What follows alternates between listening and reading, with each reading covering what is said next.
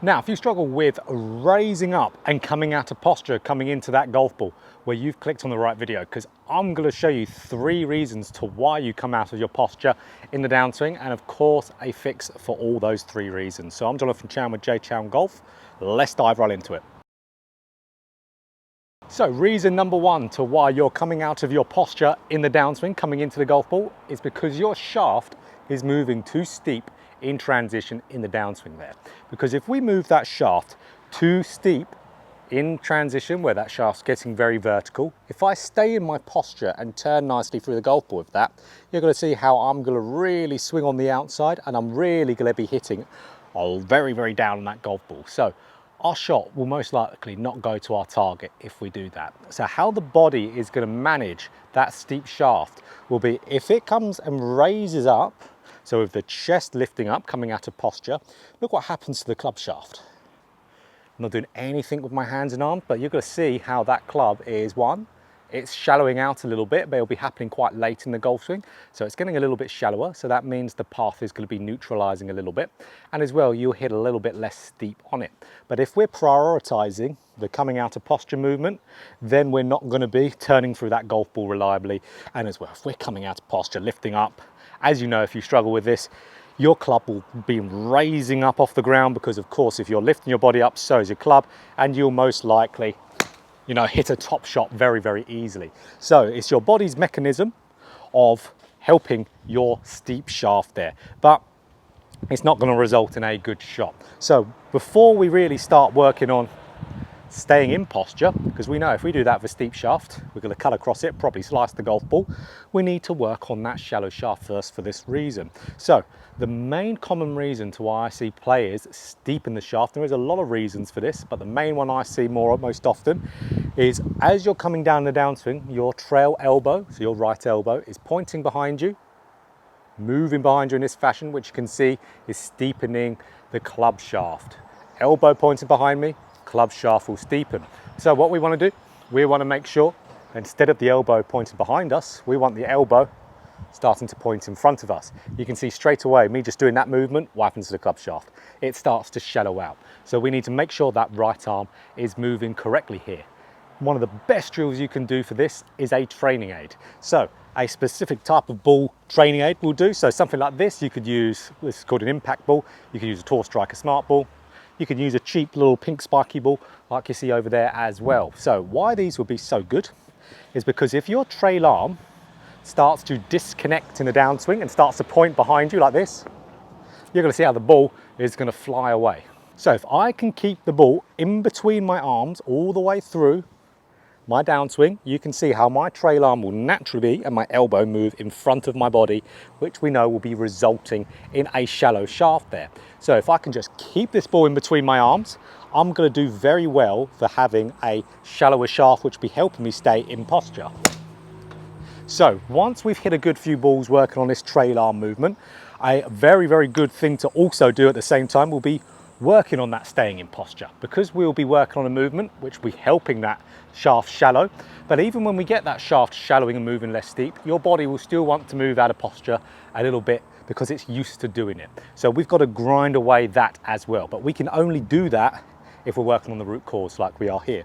So the feeling I'd want you to have whilst you're working on this ball drill is feel like your chest is getting closer and more on top of your left leg. So you're flexing down. So you can almost think of the buttons on your polo shirt going down on top of your left leg. So you're doing the opposite move to your coming out of posture. If we can do both of them together, so keeping this in between my arms, getting those buttons on my shirt, getting them closer to my left leg, I'm going to be swinging quite nicely and staying in my posture with a better shaft angle.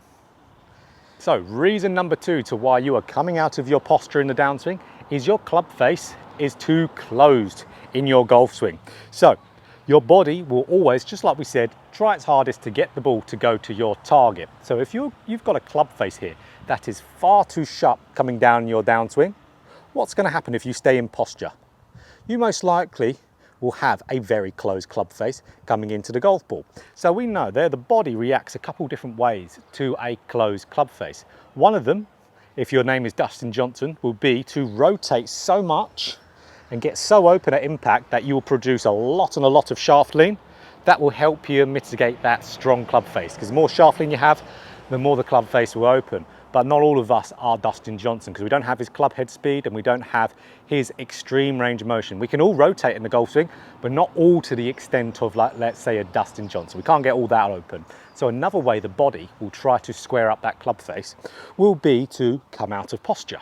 Because when you come out of posture, your hands will raise up a little bit like we said, which will result in a top shot on the last reason. So yeah, that top shot can still happen, but when your body raises up and comes out of posture, like we said, your hands will lift. But when your hands raise up, the club face again will actually open up a little bit. So the more I raise my hands upwards like this, as you can see, quite extreme, that club is pointing quite a bit out towards the right. So with me over exaggerating it, with the opposite, hands moving down, the club's going to close off a little bit. So your body is going to try its best with what it's got to get that ball to go to the target. So with a really strong club face, raising up, come out to your posture, will actually get that club face going down your target line. But as we know, if you do that, you're probably going to top the ball just like that. So it's not a consistent way to really fix that problem. So to fix this problem, we need to be able to fix that closed club face, and we need to then work on the effect, which is staying down through that golf ball, not coming out of that posture. So for closing the club face, there are loads of reasons to why you could close that club face off. So the advice I'm going to give here won't be advice that will be applicable to absolutely everyone, your specific reason, but I will give you a drill to do for this that pretty much all of you can do, and will get you a squarer club face, but it might not target your exact reason here. So a few reasons to why you could close off the club face a little bit too much. One is the obvious one, which is having an extremely strong grip. So where you're seeing all your knuckles on your lead hand, your right hand's really underneath the grip, to where that will cause you to have a very, very closed club face. So that's one of them. Another one could be you've got a standard or maybe even just slightly strong grip to where you see, let's say 3 knuckles, or let's say even 2.5 to 3 knuckles. So standard to slightly strong with that left hand. You might be bowing your left wrist with that slightly kind of strong lead hand, which will cause you to have a closed club face. Or you could be doing the opposite to a forearm roll, which is quite rare, but I have seen it a few times, which is where that underside of the forearm rotates, but it rotates and points up to the sky. So the opposite of the rotating, pointing towards the ground for the forearm roll that opens up the club face. So probably the most important thing around this closed club face is knowing your own golf swing. So knowing what you do that causes your club face to be a little bit closed on there will help you massively. So then you can get to the bottom of your own personal reason to why you close it off, and then that will work way better. But I have a saying here. I have a saying, and that is I want that club face to be as square as it possibly can, as early as I can possibly get it square. So really that applies to open or closed club faces. So let's say you're not quite sure on why you close that club face off, but you want a drill to do that will get you square. This will be it. So what we want to do here, we want to get to shaft parallel to the ground in the backswing. So takeaway movement. Now, I want that club face to be nice and square in that takeaway movement. So what would square be? Square is that club face matching my spine angle here, as you can see. Now, if that club face is too sharp, the club face is looking at the ground here. So I want to get to shaft parallel, have that club face nice and square. You'll see a few other things here. My logo of my glove here is pointing slightly down and away from me, and my hands are quite close to my body here. And then if I get that club face too sharp, most likely that glove logo will be pointing down towards the ground, and then you can see grooves are pointing down towards the ground as well. So let me get to shaft parallel to the ground, club face nice and square, yep. Club face is matching my spine angle, grooves are pointing slightly down and away from me. I want to stop here, now I want to swing up and through the ball just like that there. Because if I can get into that takeaway position, I'm getting the club face as square as I can, as early as I can, then it's easier for me to maintain it through the golf swing there. So it's a great drill to do. You'll see a lot of players doing a drill like this on tour. You'll see a lot of players rehearsing this same position in their pre-shot routine. Absolutely brilliant to do. So, of course, that's our drill. Shaft parallel to the ground, making sure that club face matches the spine angle. Okay, good. Swing up, swing through. And then what we can do from there, let's focus on, just like we did with the steep shaft, and making sure it was shallowing. We want to feel like our chest, our buttons are going on top of our left leg, because that's going to be doing the opposite movement to coming out of posture. Then I'm working on the root cause and I'm working on the effect. Then I'm going to successfully fix the problem. So reason number 3 to why you are coming out of your posture in the downswing, and this is actually because of your posture at setup. So this is a lot of golfers do this. So if your posture at setup is like this, to where you can see my pelvis is very much behind my body, I've got either a slightly curved lower back here, maybe very straight, but the rest of my back is very straight here. I've got a lot of hip hinge, I've got a lot of knee bend here. You can see how my armpits are very much over in front of my toes here.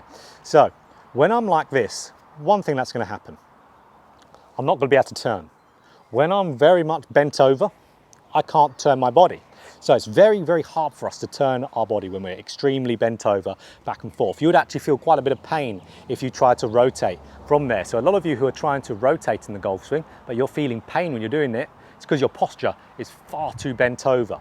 But when we are still trying to turn in the golf swing, because of course, golf's a rotational sport, my weight with that bent over posture is actually naturally going to now go onto my toes. So it's going to go onto my toes, and when that happens, my whole body is actually moving a little bit forward. So if there was like a line right here, for example, and I try to turn from here, my head is going to go in front of that line, so it's going to get closer to the golf ball.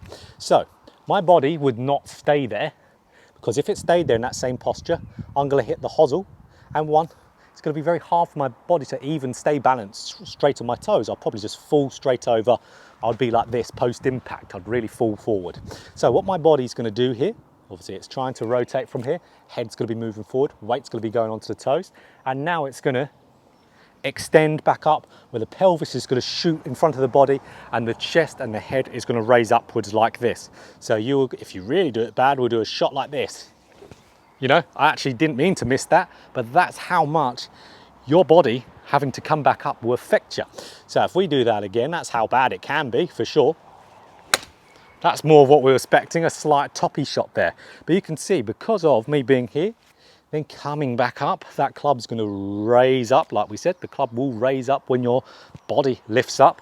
You could certainly do it that extreme. You could certainly, you know, top it, maybe even miss the golf ball like I did with that exaggeration there. So, well, okay, we need to be in better posture. We can't be staying and doing that, you know, and expecting a good result and be staying in posture. We'll just hit a terrible shot if we try to stay in posture, for sure. So we want to be into a position at setup where it'll, one, encourage our body to move dynamically and move with good posture. So what does that look like? That looks like this. That looks like pelvis being tucked underneath my body here. That will immediately give me a little bit straighter of the legs. That'll immediately give me a little bit straighter of a lower back.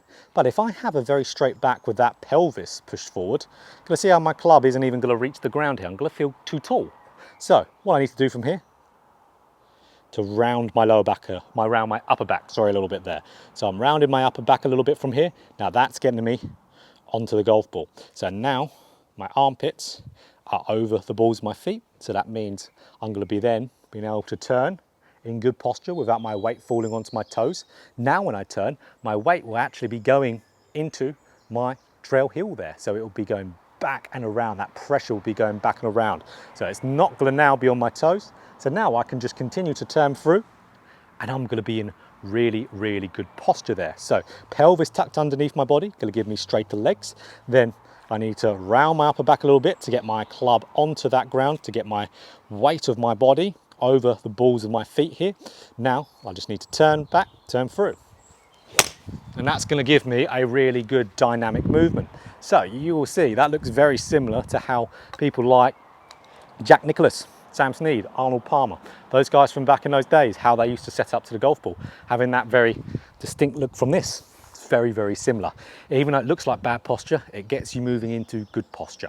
So a little thought that we can have along with that, so that slight posture change is, yep, of course, we can think of getting those buttons on our shirt down onto our lead leg as we're coming through that golf ball, get ourselves flexing rather than extending, coming out of posture.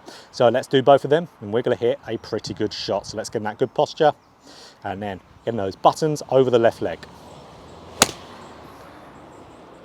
So guys, there are 3 reasons to why you could be coming out of your posture in the downswing, and of course a fix for all of those 3 reasons here.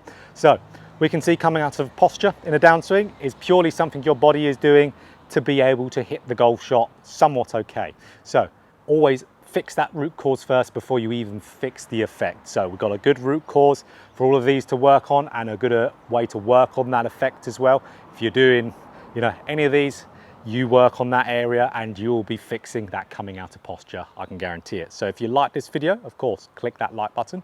If you want more golf instruction just like this, hit the subscribe button and hit the bell button too to be notified every time I put up a video. So absolutely, fix that root cause, fix the effect, and you'll be fixing your coming out of posture.